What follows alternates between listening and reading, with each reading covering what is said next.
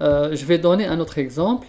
Je vais donner, bon, on va toujours laisser l'atome d'oxygène, mais cette fois-ci, on va prendre un éther, par exemple. Un éther. Vous allez voir, c'est quoi un éther? Regardez, l'éther, regardez là, c'est la formule moléculaire de l'éthanol, c'est C2H6O. L'éther, on va prendre l'éther de méthoxyméthane, d'accord? L'éther méthoxyméthane.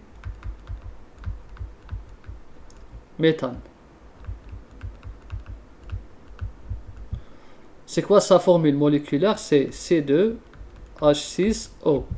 C'est un peu bizarre puisqu'ils se ressemblent, non? C2H6O et C2H6O. Donc vous voyez, la formule moléculaire, elle est limitée. Elle ne nous aide pas à connaître. Là, on a un éther et là, on a un alcool. L'éther et l'alcool, c'est pas la même chose. D'accord? L'odeur, le goût, comme solvant, les propriétés physiques, c'est du tout pas la même chose. Mais pourtant, la formule moléculaire est identique.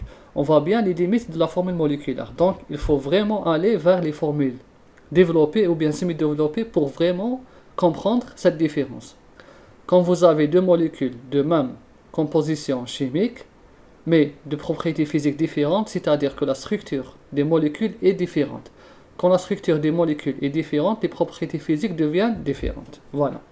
Donc là, le méthoxyméthane, bien qu'il a la même formule moléculaire, mais la formule développée, elle est différente. On va voir pour la formule développée. Je vais écrire F, développé. Comment je vais représenter? J'ai un atome de carbone. Je vais commencer par la chaîne principale, lié à un hétéroatome qui est lié à un atome de carbone. Voilà. Ensuite, on a 6 atomes d'hydrogène. Donc, 2 carbone, 1, 2, 3. Donc, voilà les 6 atomes d'hydrogène. Et là. Voici l'éther. Vous voyez. Et là, qu'est-ce qu'il manque? Il manque les deux doublés non liants de l'oxygène. Donc, voilà la molécule de méthoxyméthane. Ou bien la molécule d'éther. Maintenant, je vais représenter la formule semi-développée. La formule semi-développée. La formule semi-développée qu'on préfère généralement. Donc, je commence par la chaîne principale. O, C. Et là, j'ai CH3. Et là, j'ai CH3. Voilà. Donc, vous voyez comme c'est simple à écrire. C'est très facile à écrire. Voilà la formule semi-développée.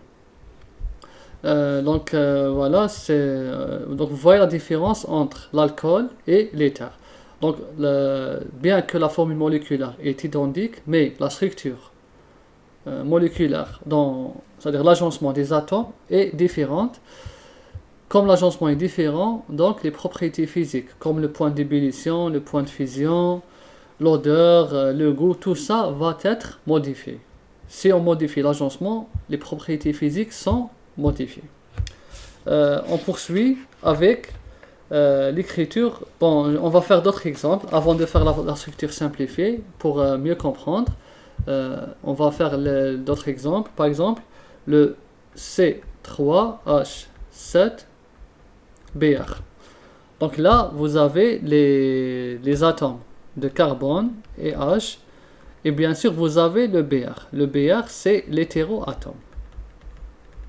L'hétéroatome. On va représenter, là c'est la formule moléculaire. On nous a donné des formules moléculaires. On va représenter la formule développée et la formule semi-développée. La formule développée, bon là on va assumer que c'est des chaînes linéaires. La formule développée, la voici. Donc j'ai 3 atomes de carbone et un hétéroatome, le bromure. Voilà. Et 7 atomes d'hydrogène. Donc là j'ai mis 3, 4, 5, 6, 7. Voilà la formule développée. Maintenant je vais faire la formule semi-développée. La formule semi-développée que je vais représenter, la voici, c'est, je commence par la chaîne principale, 2, 3 et l'hétéroatome. L'hétéroatome il fait partie de la chaîne principale. Donc là, je vais écrire H3, H2, et H2.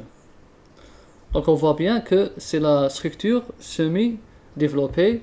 Bon là, je pouvais mettre là aussi, puisqu'il a 3 doublés non-ions, c'est un halogène. C'est 3 doublés non-ions. Donc là, voici la formule semi-développée. Regardez comme elle est simple à écrire, elle est facile à écrire. Je vais essayer une deuxième molécule. Je vais faire le C6 qu'on a fait tout à l'heure, le C6H14. C'est l'hexane. Donc l'hexane, je peux le représenter comme ça. Bon, je vais assumer qu'il est linéaire. Donc je vais commencer 1, 2, 3, 4, 5 et 6. Maintenant, on va représenter les atomes d'hydrogène. Donc ici H, H, H. C'est ça, elle est un peu fatigante la structure développée. C'est pour ça qu'on évite de l'utiliser. Elle prend du temps à être écrite. Donc on va vérifier toujours 1, 2, 3, 4, 5, 6. Et là j'ai 3, 5, 7, 9, 11, 12, 13, 14. C'est bien. J'ai 14 atomes d'hydrogène.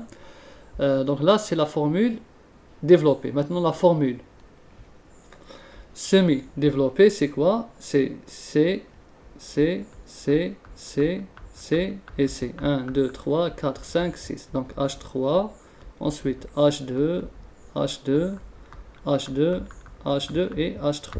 Donc on voit bien que la formule semi-développée est nettement mieux. On va essayer une autre molécule, le C6H6O2. Là c'est C6H2. C2H6 plutôt. Là c'est C2. C2H6. C2H6O2. Donc là, j'ai pas une grande idée, mais je vais essayer.